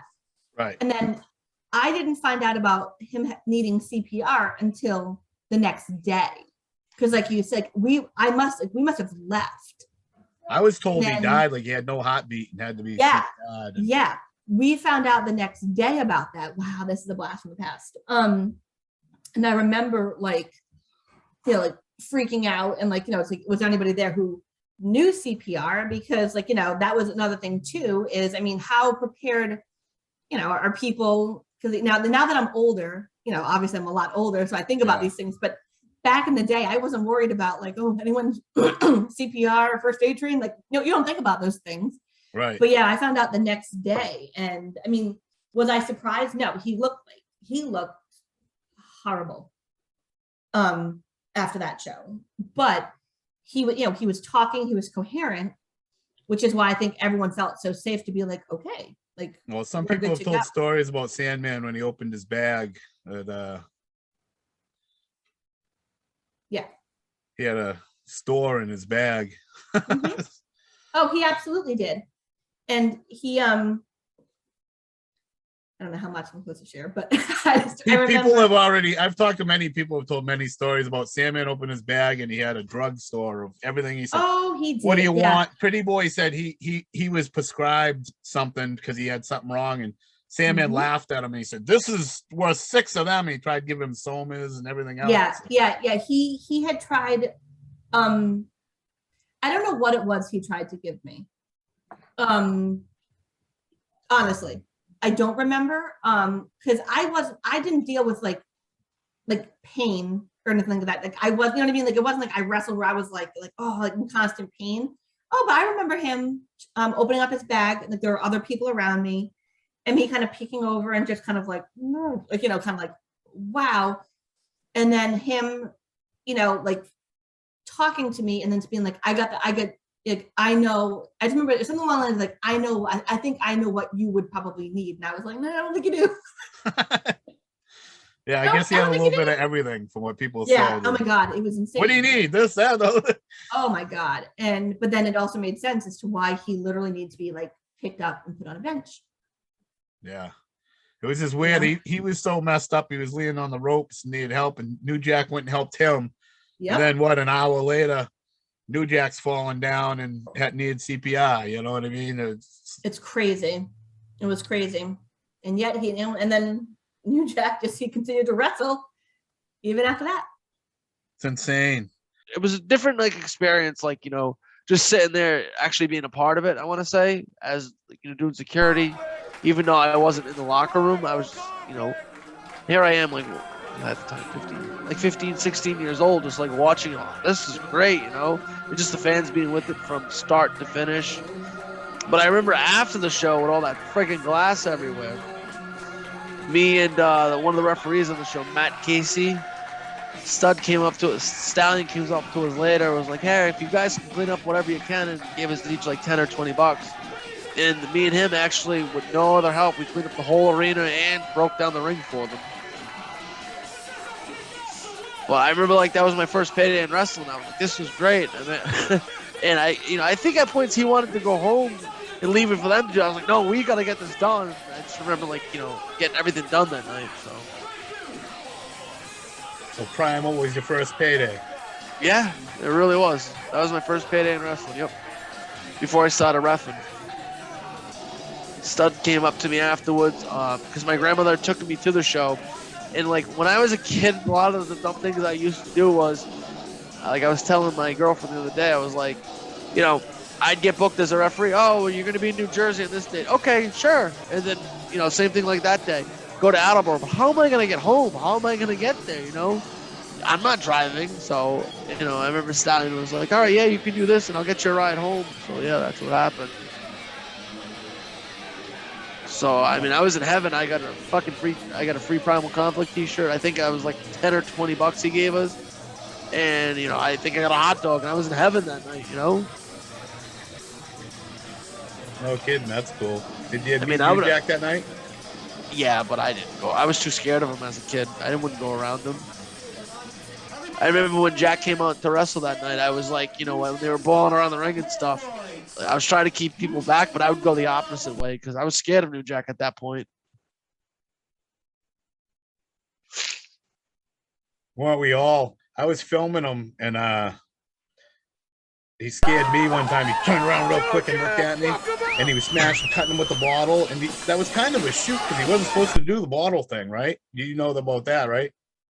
Yeah, no, because they had no weapons. I want to say that's the reason why he brought the bottles out. They were looking around for shit. They couldn't find it, and then he just found a cases of bottles and brought them out instead, right? That's what really happened. Me and Ed showed up with cases of light tubes, and the owner come out, no glass, and took the light tubes away from us. Okay.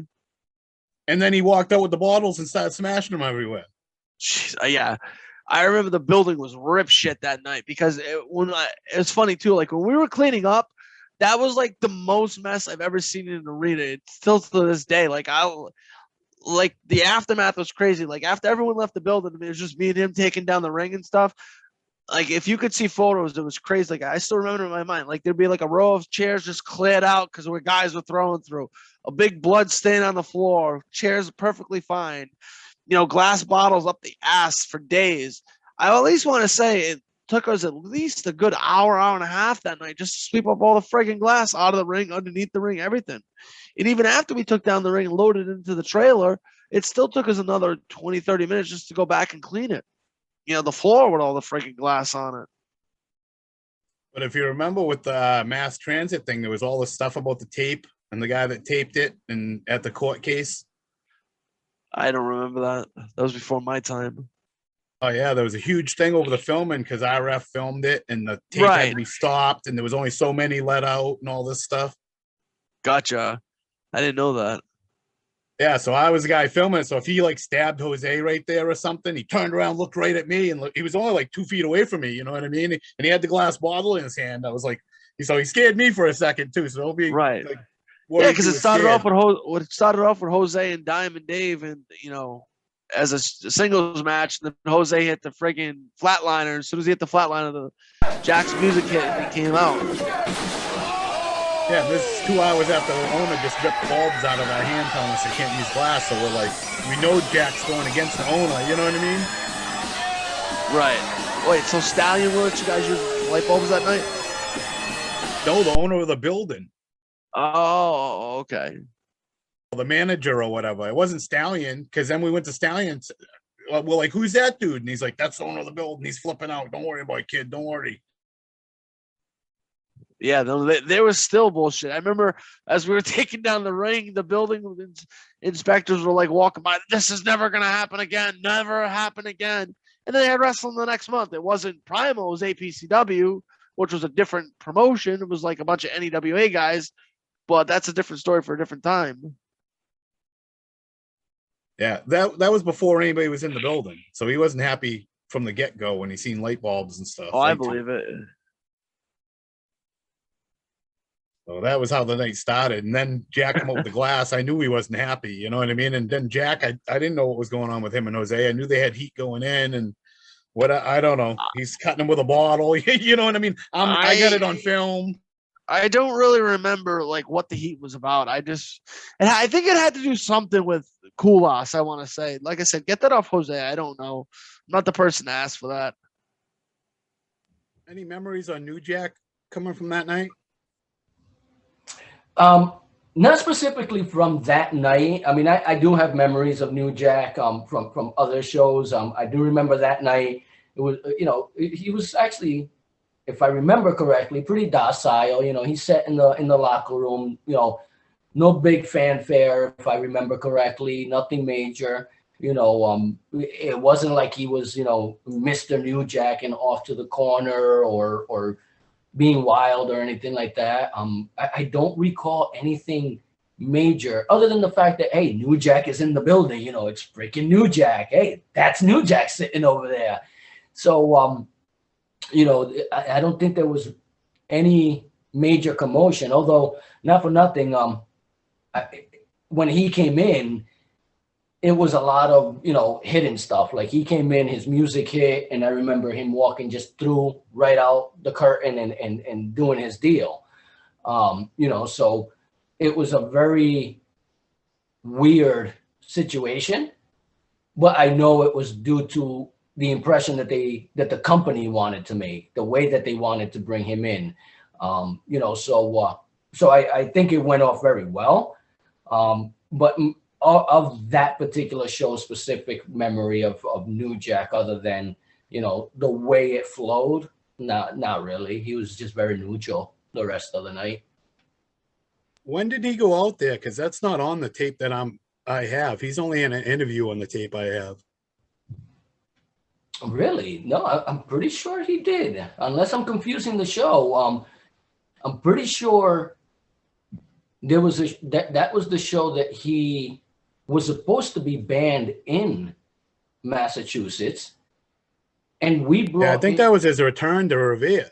Yeah, the return to Revere. Yes, and he did go out there and he did a spot. I don't think it was a match. I think he went out through the curtain, did a spot, did his whole deal in the ring, you know, did a couple of gimmicks in the ring, and then came back to the locker room, if I'm not mistaken. He probably did. It's probably just not on the tape I have. It was probably on a different TV episode or something that I don't have, is what I'm assuming. Yeah, it had to, because it was his return to Revere. And I remember that he had, prior to that, an issue coming to Revere or to the state of Massachusetts. And I remember we kept it really, really on the down low. And then, you know, it was all about getting them in and getting them out, you know. So his interaction was very, very limited. That's why I'm saying, like, what little bit you interacted with him wasn't that memorable because of the way it happened. So yeah, if you don't have it on that tape, I'm pretty sure it's somewhere. But yeah, I'm pretty sure he did do a run-in of some sort on that show.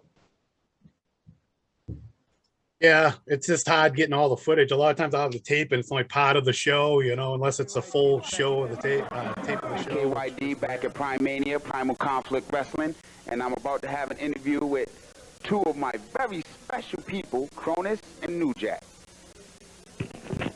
First of all, I ain't your special people because I just met your ass tonight. Second of all, Cronus called me. He said, Jack, come to Revere. Yep, right. I said, Cronus, last time I was in Revere, I ran out the back door because somebody had got damaged in the ring, you understand? He said, well, Jack, the trial is over with now. He said, they found you not guilty now. He said, so come on back. He said, I got your back. You understand? Me and Cronus carried the ECW Tag Team Championship belts for a long time, you know what I'm saying? And trust me, it was money that made us give them up. Not nobody beating our ass, you understand? So now we done arrived on the scene here, you know what I'm saying? And Cronus was the only one that could get me on the scene here, you understand? And we coming here for one thing tonight. Somebody getting damaged. Somebody getting their ass whipped. If you a little big head ass black midget, I'll beat your ass to death. If you fat, white, and ugly, I'll beat your ass to death. I don't care who it is. I don't care who you work for. I don't care what your mama name is. I don't care if your kids are retarded. Tonight, I'm down here for one reason. I got my money, so now, two reasons. Now, we're going to inflict pain on somebody. We're going to inflict violence. Cronus, couldn't nobody do what me and you did. Couldn't nobody overtake what me and you did. Couldn't nobody do nothing that we couldn't be duplicated. Back that ass up. You want to knuckle up? Put him up. And the next time me and Cronus decide that we gonna tag and get together, somebody gonna go home looking like a used tampon, bloody and stinking, because we gonna tear your ass up. It's been your pleasure. Do your job. All right, folks. Y'all really ain't gotta listen to him, you know what I'm saying? He's a little bit out of his, you know, but he's cool with me. Don't play, I got pictures, yeah, signatures in the whole 9. But yo, I'll get at you, dog. Peace. That's right, January 21st, 2001. Start the new year off right. Come on down to Primal Conflict. The most bloody, hardcore, violent wrestling your mama ever seen. Primal Conflict Wrestling, January 21st, 2001. Club Stars, 12. Wakefield, Mass, and I'm with New Jack. How you doing, New Jack? I'm fine, man. They called me up to come do this show, and a lot of people didn't expect me to be in Massachusetts or in the Rhode Island area, but you know what? I told them, I said, I'll come. You send me the money, I'll come and do this show. You know what I mean? And I mean, I guess a lot of people feel like I wouldn't be here because of an incident that happened like a few years ago, but you know what I mean? It's like, you know, I did that. I went to trial. I was found not guilty. So it's like I have no reason not to come back here. So I'm here to do one thing, and that's to wreck anybody that gets in the ring with me. Here with Primal Conflict Wrestling. What is the difference between Primal Conflict and ECW? Primal Conflict and ECW is like two different leagues. The ECW is like now defunct, you know what I'm saying? Primal Conflict is like up and coming, and you know, they called me, they gave me the money, they told me to come up here and do this show, and I mean, I ain't had no problem with doing it, you know what I'm saying? And it's like, I'm still doing the same thing now I was doing then. You get in the ring with me, you being beat up.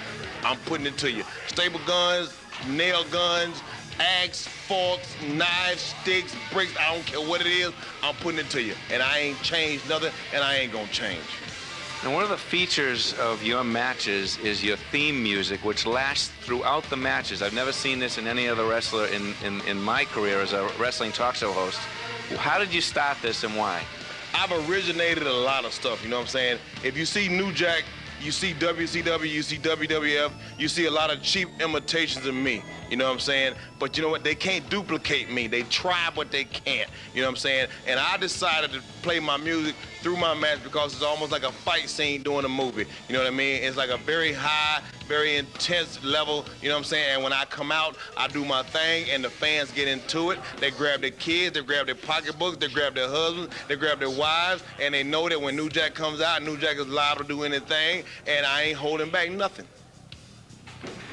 That's really interesting. So I still don't know how you came up with it, but I understand why you use it now.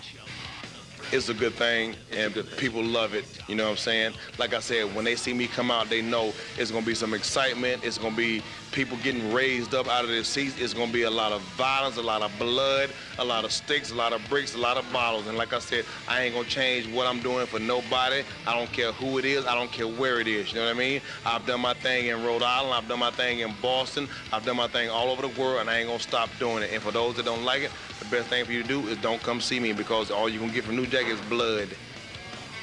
Where did you get started in wrestling, and how did you develop this unique style of yours? I got started down in Atlanta, Georgia, with a company called North Georgia Wrestling. It was ran by this guy named Sammy Kent, and we started our little deal down there, and he put me on TV like 4 o'clock in the morning, but you know, I did it, and everybody, you know, they loved what I was doing, you know what I mean? And then Jim Cornette saw me, and he invited me to come up to Smoky Mountains, and I did, and he gave me a job, and from Jim Cornette, I went to ECW with Paulie, and you know, that's where it just really took off, you know what I'm saying?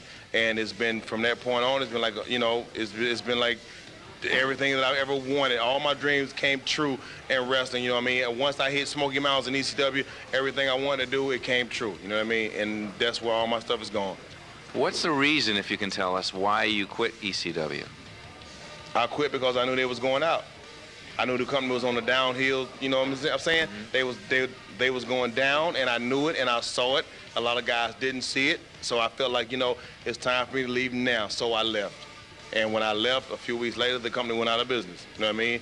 And I don't hold nothing personal against nobody at that company, but the company closed, New Jack was gone, and I went to XPW, and that's where I am right now, XPW based out of California. Would you ever enter a federation like WCW or WWF? No. Why not? Because of what I do, they will probably water me down. They would probably say, well, you know, what New Jack does is a little bit too extreme, and, you know, he's like real hard-headed, and he has a track record of, you know, not listening to what people want, you know, to tell him to do, and I'm not good at following instructions, and I wouldn't do it. So, I mean, you know, right now I'm looking at like a few movie deals, you know what I mean? And if that goes through, then that's what I do. You know what I mean? Right now, my wrestling career is like really in limbo. You know what I'm saying? If I get like a deal that I want with the movies, then the wrestling thing is done. So right now, you know, it's best if you want to see me, come see me now. Because I mean, it might not be long. I might not be in this thing no more. What kind of movie deals are you talking about? What kind of movies? I want to do like violent movies. Violent movies like Chuck Norris. No, I want to do like violent movie where I get shot and killed all the time, or where it's like, you know, me running across the field getting ready to hug somebody, and all of a sudden I get like shot like out of nowhere. I want to do like violent movies, you know, stunts, you know what I'm saying, that kind of thing. What's your opinion on those kids that have those backyard wrestling federations? What do you think of that? I wish them well. You know what I mean? And I don't frown on any of it because I love watching it because they're trying, you know what I'm saying? And it's like, you know, if they get a break doing that, you know what I'm saying? If somebody picks them up, I wish them, you know, all the luck in the world, you know what I mean? For the people that like frown on it and talk bad about it, then, you know, that's an opinion. But I mean, you know, a lot of them guys, they can't afford to go to like the training school, so they do the backyard because they hope that somebody will see them and bring them in. And if that's what they got to do to get in this business, then that's what they got to do. A lot of the guys in the business now, they done kiss more ass than anybody I know to get where they are. So if you got to do the backyard wrestling, do it and get where you're trying to get. Because you really can't train for the things that you do, or for that matter, the things that some of the high-flying wrestlers do. What I do don't take training, it takes guts. You know what I'm saying? It takes guts and it takes nerve to go up 15, 20, or 30 feet and dive off of something or jump off of something, you know what I'm saying? Or to go in there and bleed like a hog all night long. It takes guts. That don't take training, you know what I'm saying? And like a lot of the guys, they are willing to do that, you know what I mean? So it's like if that's what they want to do to get them in the business, then I wish them all well. New Jack, were you ever afraid for your life in the ring after all the blood? Like, you ever think, wow, I really went too far this time? When I did the deal last year with Vic Grimes and we fell off of the scaffold, 27 feet later we hit the ground, and 2 days of being unconscious, I lost my sight. I broke my right arm, I broke my right leg, I cracked my sternum. That's when I thought I was gonna die, you know what I'm saying? And that's when I really started to sit back and look at this business and say, well, maybe, you know, I just done went just a little bit too far, you know what I'm saying? Maybe I need to sit back, you know, and like, you know, yield, you know, on a lot of stuff that I've been doing, because over the years I've been doing stuff, you know, just at will, and it didn't even bother me, you know what I'm saying? And it's like, that was the first time that I really started to look at what I've been doing, and maybe I should just say, well, maybe I shouldn't do it, you know what I'm saying? And now, you know, I've got, you know, the clearance to go back in the ring and do what I've, you know, been known to do. And I'm going to start back doing what I was doing. But that was the only part of my career out of 8 years that's really made me sit back and look at what I, you know, maybe I should say, well, maybe I ought to check myself. Now, if you get into these movies, these violent movies, would you do the same kind of things there that you do in wrestling, or would you let a stuntman do it and just take the money? No, I'll do it myself because they're going to pay me. And they're going to pay me a lot more than what I make in wrestling. I mean, I make a lot of money wrestling, but they're going to pay me a lot more in doing movies, and that's what I want to do. Well, thank you very much, New Jack. Thank you, man. Really great to meet you. And Ed and Jim, you said I'd never interviewed New Jack, and now you've been proven wrong. Hey, man, this is the best. And for all of y'all that follow me, keep following me, because New Jack is going to always be New Jack, and it ain't going to change. I'm the original gangster. I started it.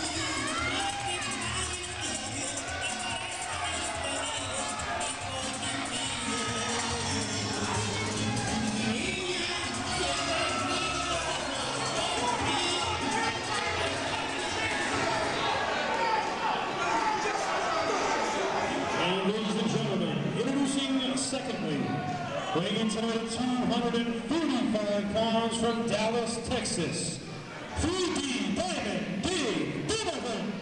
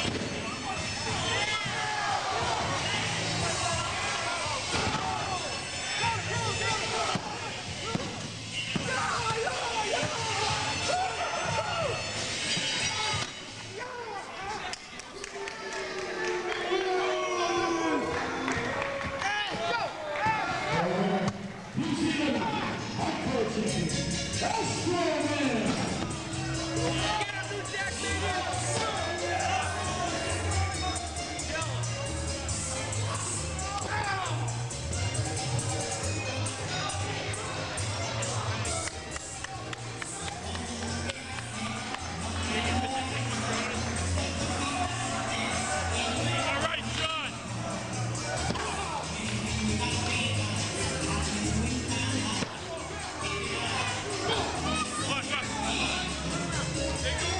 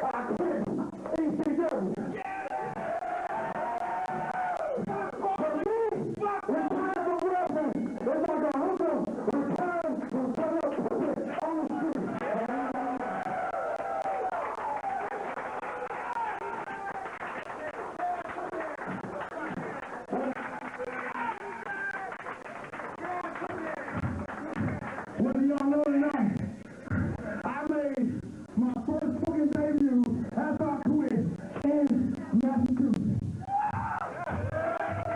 That fat motherfucker that hit out on the street, and I put that was in Massachusetts. And y'all welcome me back. Of a crowd of 300, more than 3,000 motherfuckers are feeling to welcome me back. Better than anything I've had in my fucking life.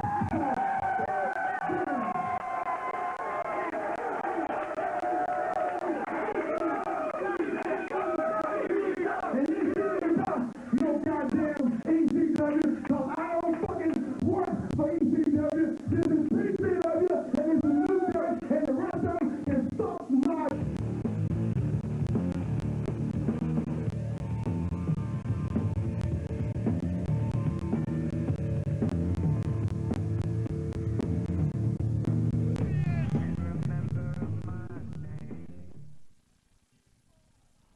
Yeah, Ziba, not Zaba. Yo, baby, yo, baby, yo. Must be gay.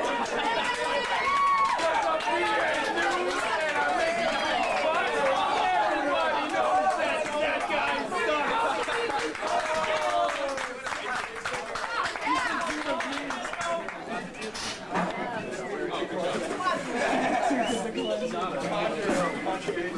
Thank God. Oh, Michelle's sitting over there. This next match is our final match in our main event. What? Oh, Jack. This is for the PCW Heavyweight Championship.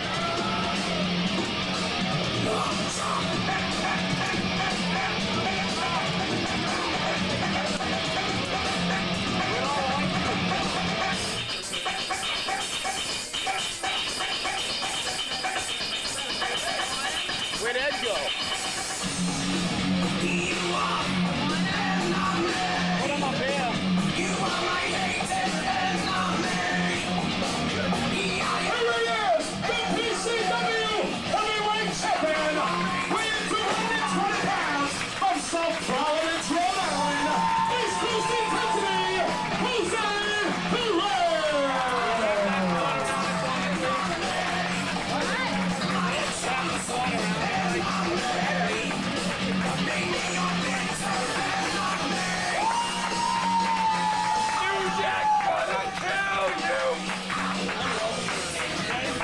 Ed, we gotta get some of this shit out here. Let's make this easy. There's no glass, that's the deal. There's a lot of bullshit going on between me and the original gangster New Jack. And we're gonna settle this once and for all. Very easily, we're gonna take care of this shit. I get a twist so bad, dude. Do you think this get you the fuck out here already? What? That's still my strap, kid. Oh! Dave! Did you buy a ticket? Dave! I did. Yo, listen. I am on the list. Hey! The only list you're on, the only list you're on is this one right here. So take your cowboy from shell ass and sit the fuck back down in that seat. And by the way, since last I seen you, you look like you had a couple of gallons of gas by my look. Actually, it was Boris Light. So let's make it happen.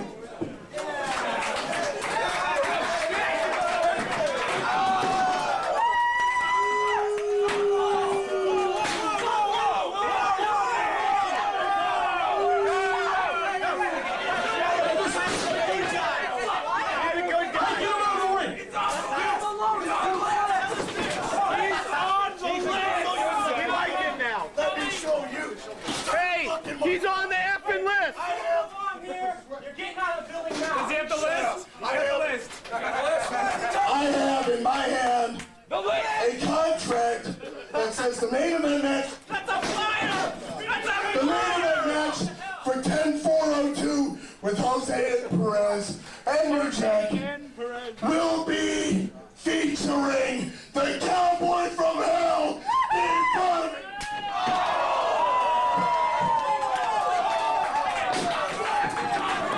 That's not a contract, it's a flyer!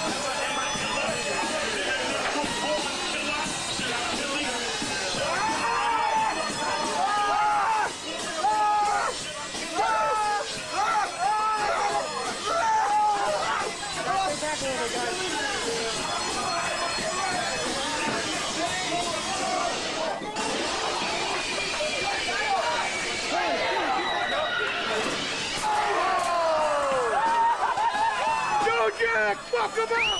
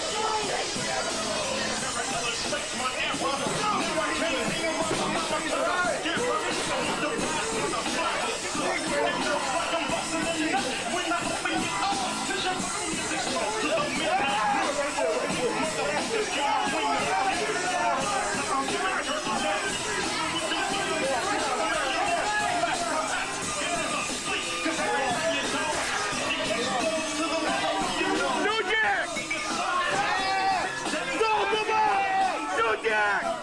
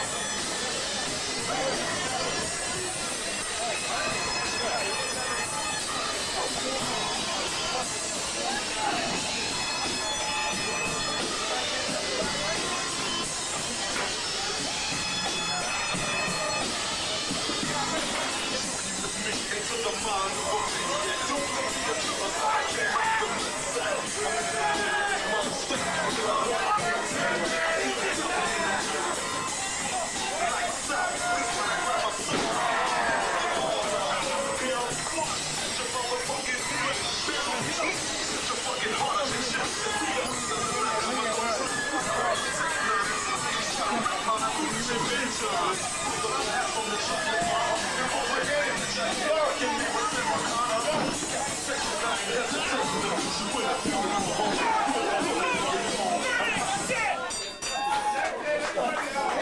winner of this match, and still the PCW Heavyweight Champion, Jose Perez!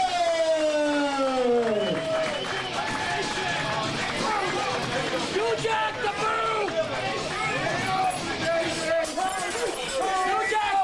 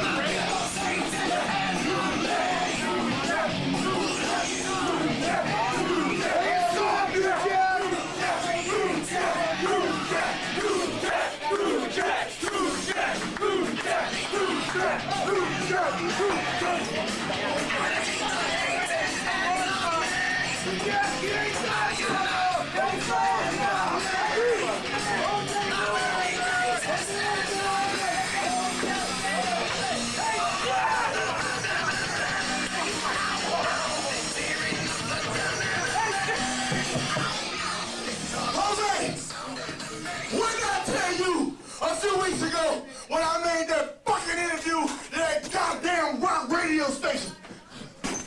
I told you I didn't give a shit about you then. I don't give a shit about you now.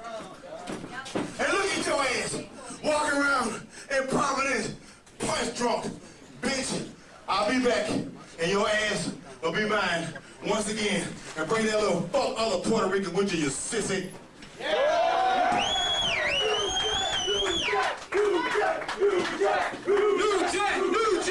New Jack, fuck yourself. As you're walking away, I'm still fucking here. Whether it be here, there, Neverland, your punk black ass still belongs to this fucking spick. So Stallion, you and your pathetic ass, your ass got kicked out of here once. Guess what? Get in touch with the commissioner and bring his fucking punk ass back. Because by the way, Arrow's right there! we are gonna settle the score. Now play what's rightfully mine. That's my goddamn music.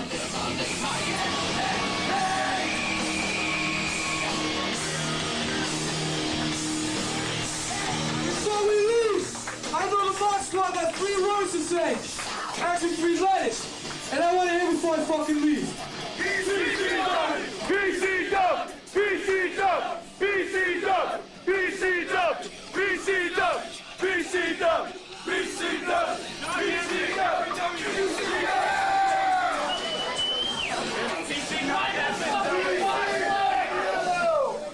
PCW! PCW! PCW!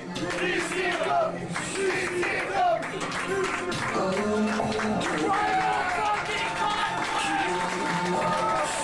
Primal conflict!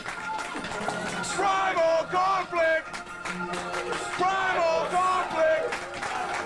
Primal conflict!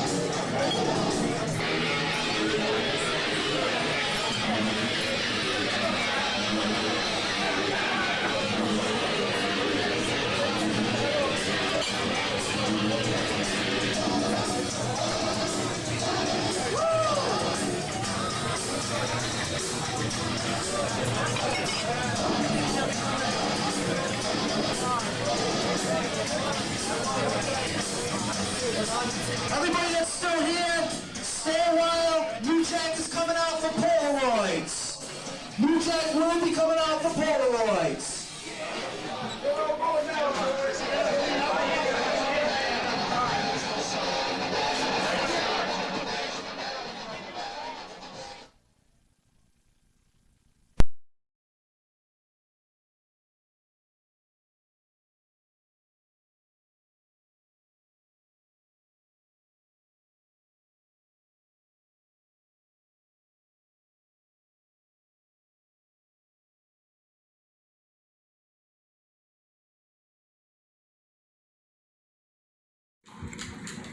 This is Kick-Ass Kyle Storm, New England Pro Wrestling Hall of Famer. You like independent wrestling? You like women's wrestling? Hardcore? Shoot interviews? Check out Chop's videos. You'll love what you see.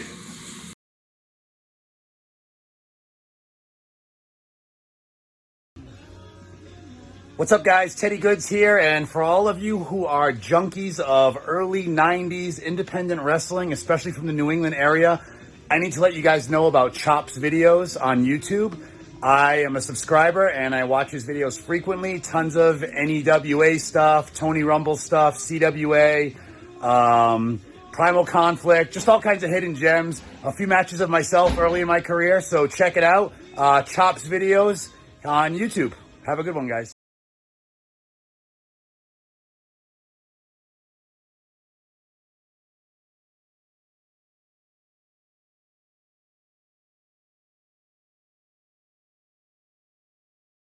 This is the Vertebreaker. Click subscribe so you can find out what really happened back in the day with Primal Conflict. This is the Hardcore Nightmare, the original Beast of New England. I'm here to tell you, follow my boy on Chop Videos. Hit the like button. You can find me on @BullDread on Instagram or Michelangelo Halo, aka the original Beast of New England, on Facebook or @BullDread on Twitter. Woo!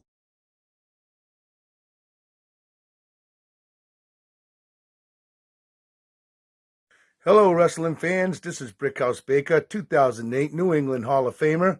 I need you people to do me a favor. I need you to go to Chop's Video and subscribe to his YouTube channel. Again, that's Chop's Videos. Go check this out because this guy's got some really good stuff from back in the day. Peace out. I am the Underground King, SWB, New England Hall of Famer, Tesla Strength founder and head coach. Looking for classic wrestling videos featuring New England Hall of Famers and legends? Check out Chop's Videos on YouTube.